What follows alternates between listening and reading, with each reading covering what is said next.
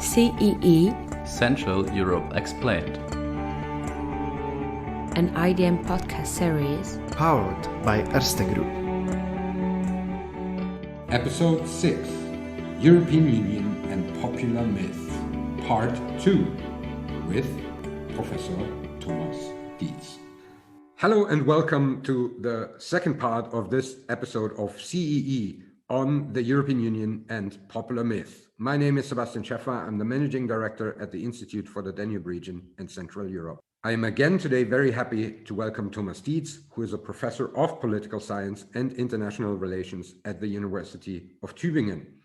Thomas, welcome and thank you for joining us again. Hello, Sebastian. So in the last episode, we focused on drivers of popular myth in the European Union. Today, I would like to bring the focus on our region and discuss more closely about the impact of those myths and the consequences that they have on the Central and Southeast European region. To start with, could you explain us a little bit more from where we left off in the last episode? You mentioned this imagination of the nation. It seems to be something that is especially important in the Central and Eastern European region, as they have not experienced the same European integration processes as the Western European countries, maybe. And so the nation seems to be rather more important still at the moment, as it is in countries that have been a member of the EU for a longer time.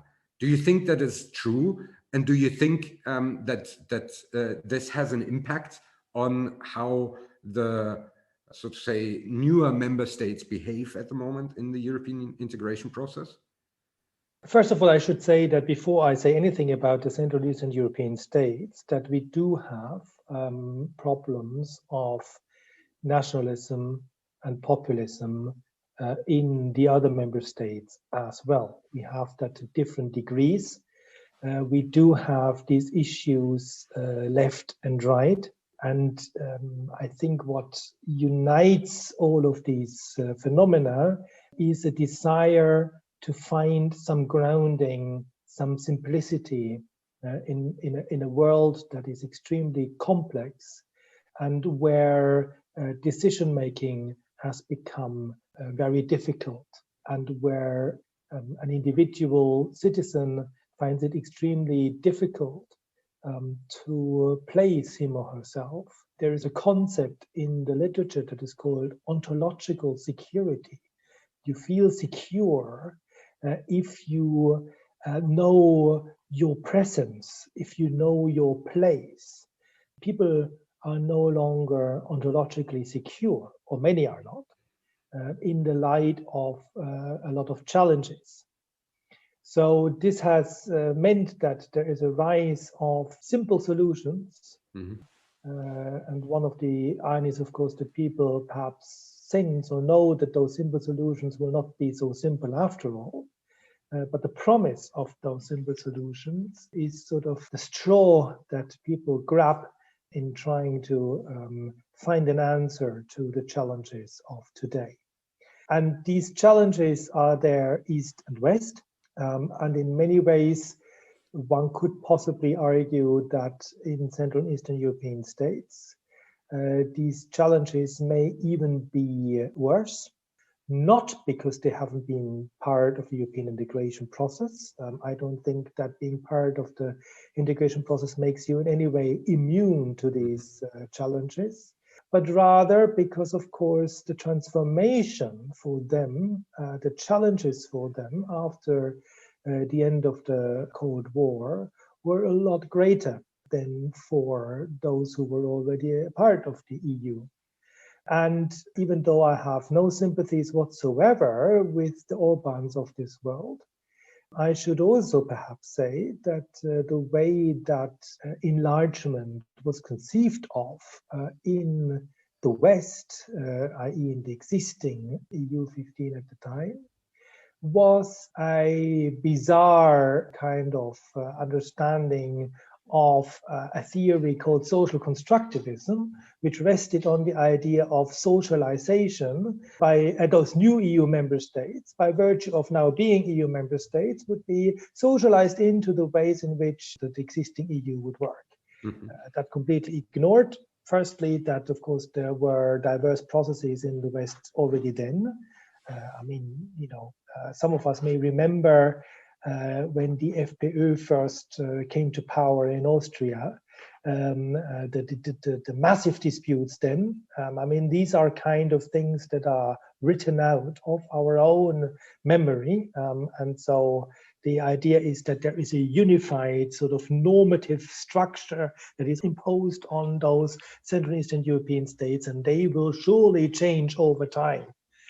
And it ignores, on the other hand, also that, of course, if you bring in a hell of a lot of new members, that they also have socializing effects on the rest. So it's a give and take. It's not a one-way process. Mm-hmm. So the challenges, I think, for those states were much greater. The uncertainties, the ways in which things now seem to be done differently, those who profit and those who don't. These are very different from, say, Germany, as a big member state with the possibility economically to dominate a lot of the market, where, expanding the EU market didn't really challenge the heart of a lot of what Western Germany before that was. And, that's where these issues, I think, are largely coming from. Mm-hmm. So we've been talking in the last episode about myth, and the myths that are present are currently, at least I have the feeling, laying grounds for turning into these conspiracy theories. So a Euroscepticism that we see in certain countries is based again on some sort of myth that they also exploit, but we see a radicalization of these kind of myths, so to say, that turn into something like the EU or other international organizations are funding to undermine the core values of our nation state.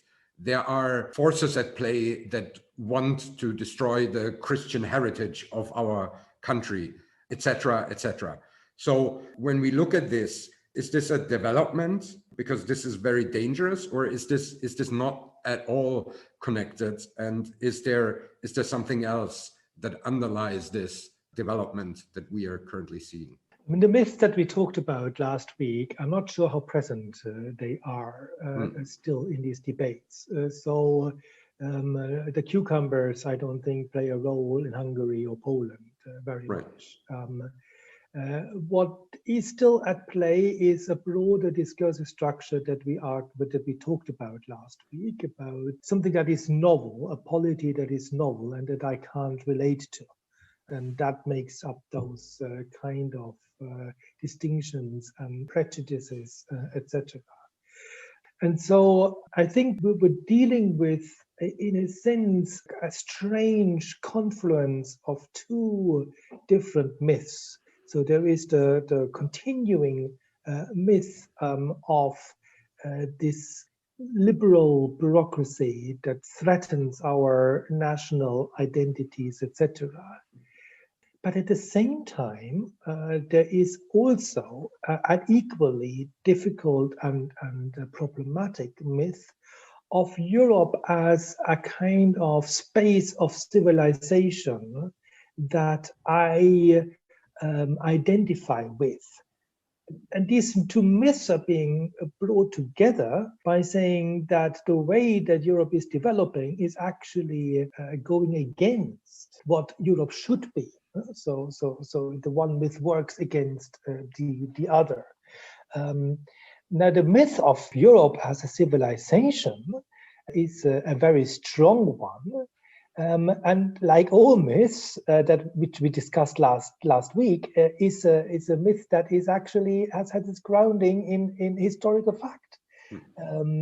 I heard a very interesting talk at the conference, virtual conference, of course, yesterday of a Dutch colleague, a historian, talking about these things.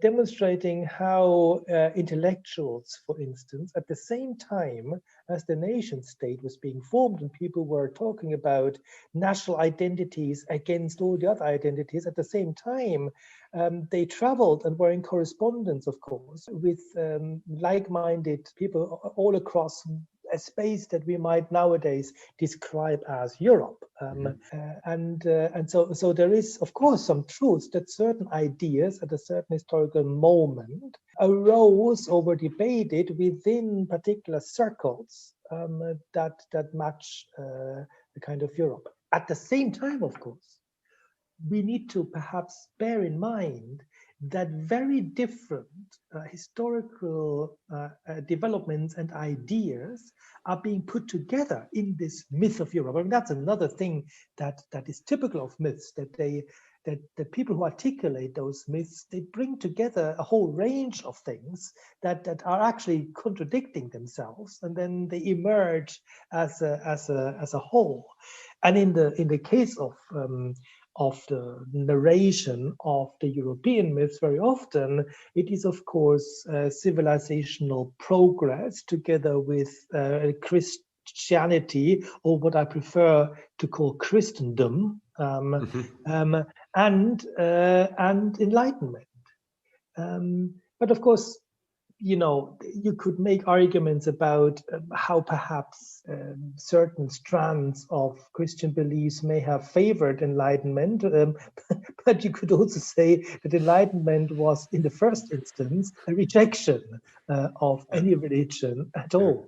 So the fact that this is thought together today means, firstly, that people bring together very different strands that are contradictory in a myth.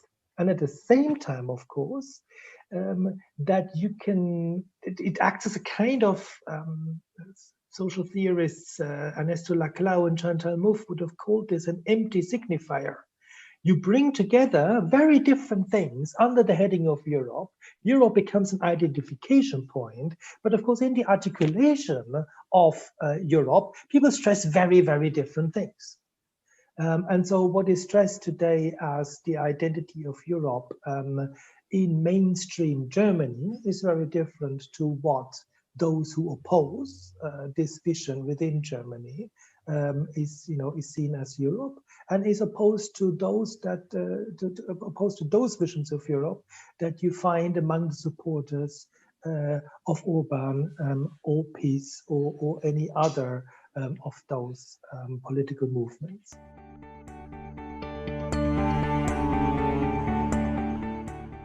Speaking of contradictions, when we look at the region, on the one hand side, as you mentioned, there is a lot of myth and also criticism towards the European integration process and the structures. At the same time, there's a lot of benefits coming from these structures. So the cohesion funds, of course, the access to the single market, all these populist agendas and parties and also actors would have the possibility to leave the European Union in a heartbeat, but they're not doing it. So they're criticizing and benefiting at the same time, where I don't want to claim that you cannot benefit from something and you're then not allowed to criticize, by all means not. But how does this go together to heavily undermine, on the one hand side, especially when we look now at the negotiations about the new multi-annual financial framework on the one hand side, and on the other hand side, largely benefiting from being a member of the EU and receiving additional funding that is made available by the community? People don't necessarily bring together things that run in parallel. And financial streams have to do with partly technocratic procedures that people do not tie up necessarily with things that they consider to be matters of their heart and matters of their identity.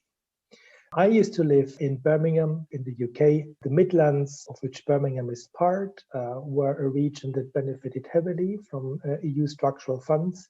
You went through Birmingham, and on every other public building, you saw the European Union flag, and inscription, this project was partly sponsored, etc., by the European Union. And yet at the same time, in questions of Brexit, this area, in large parts, was in favor of Brexit. How do you bring this together? I have no idea, to be quite frank. But I think it has to do with not tying the dots, so not making connections between those two things. It is partly a question of how far you want to go. So it seems that, for instance, among the Brexiteers, there were lots of people who were understanding that economically this may be difficult, but to regain sovereignty, or shall we say, to regain the illusion of sovereignty, was the priority. And in order to regain the illusion, or the myth, shall we say, of sovereignty, they were prepared to pay a high cost. Yeah. Now, obviously, that is not what many of the governments, the populist governments in parts of Central and Eastern Europe are willing to do. And there we go back to the problem of the empty signifier, because the empty signifier works and has worked as a unifying element as long as the contestation over the real meaning of Europe can somehow be overarched, and how long as these different expressions of Europe can be held in a sort of equation to each other. There is a danger, of course, that we are now at a struggle over the real heart of what Europe is, that would undermine that empty signifier, and therefore would undermine the possibility of referring to Europe acting as a kind of a mantle under which these different positions can find themselves. And in at least some of the articulations of some of these politicians, including Viktor Orban, there is the idea that Europe stands for this rather religious, exclusive identity, and not so much parts of the other identities, including elements of enlightenment and so on. I don't want to make a judgment, although you can hear that I have some doubts whether this is the real concern of these people, or whether this is simply what they are saying on a rhetorical level. But it serves, of course, to give people on the ground who are lost in this world, which they don't understand anymore, this ontological security that I was talking about. Mm-hmm. And I think this is what we see here. And in those kind of instances, you are perfectly happy to take on the money because you are fighting for the real Europe, or you're pretending to fight for the real Europe. Right. Why should you leave? It's the others that are wrong. The others should change. The others should fences against migrants. The others should defend European values against Islamic values, etc. So I think that in that sense, the populism that steered Brexit and the populism you find in animating some of the other cases that we've been talking about is slightly different. In the Brexit case, you were willing to give up on Europe because you didn't have a kind of radical alternative. In the case of Hungary, why should you give up on Europe? You're the real Europe. That's a very interesting point, and probably a discussion for a whole other episode that we could do within the podcast. But summing up of what we have talked over the course of these two episodes that we have been talking with each other, I would want to ask the final question: is it necessary that we deconstruct certain myths within the European Union? And if yes, how can we do that? Or would it even be something to counteract by creating certain positive myths for European integration? What are the tasks ahead? What is the future going to look like? If I have an answer to this, I will call Ursula von der Leyen, and I expect to be sitting advising her very soon. This is a problem that I think many social scientists and political thinkers have been thinking about ever since the advent of modernity and the resistances to modernity. And I don't think they have found a particular good solution to this. I don't think, to be honest with you, that the search for an alternative myth, for instance, that would be a positive myth of Europe, that this will ultimately work. It will not work because of the dispersed nature of communication these days. It was much easier to install such a myth in the epoch of Romanticism, under certain conditions of the possibilities to communicate, and also, frankly speaking, under certain conditions of hierarchy. I mean, partly these things were imposed on people, and people then eventually simply accepted them. I live in a place called Rottenburg. Rottenburg, until the early 19th century, was actually Austrian. And, people always say, of course, the German-speaking people went together and so on. But of course, my God, were there conflicts between the place where I live, Rottenburg, and the place where I teach, 10 kilometers away, called Tübingen. So to argue that there was a sort of bottom-up, sort of we are all one kind of movement, the history didn't quite work that way. And so I don't think that we do have a context in which, there is a good grounding on establishing a single alternative myth that would sort of allow an alternative identification with Europe. Nor do I think that we would want to go the way in which ultimately the European nation states were consolidated, namely through the Napoleonic Wars and various wars even after that. For that matter. So I wouldn't necessarily want to suggest that we ought to go to war with some member states just because they don't agree with what I would call Europe.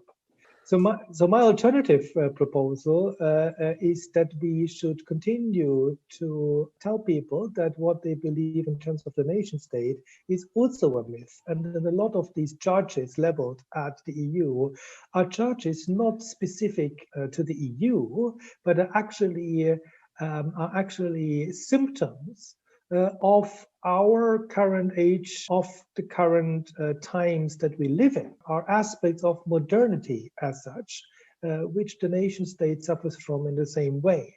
And in that sense, we should stop thinking that everything that is problematic in the EU is at the same time making the whole project an illegitimate project, because we wouldn't say the same about the nation state. I don't think this is the panacea to all problems of democracy in Europe, but I personally think that it may be more fruitful to constantly remind people of this common problem that we face in modern polities, rather than now doing what has been tried before, and that is to foster one single European identity by providing a myth that people can believe in.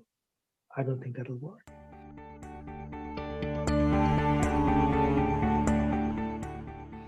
Thank you very much, Thomas. It is always a pleasure to talk to you. I think we have learned really a lot about the role of myth and also the role that these play in our region. This was CEE, Central Europe Explained, European Union and Popular Myth, an IDM podcast series powered by Erste Group. We are looking forward to the next episode, and thank you very much, Thomas, again for your time and your very valuable insights. Thank you very much, Sebastian, for the invitation, and good luck. IDM Podcast. Institut für den Donauraum und Mitteleuropa. Institute for the Danube region and Central Europe. European perspectives. Regional actions. Cooperation and expertise since 1953.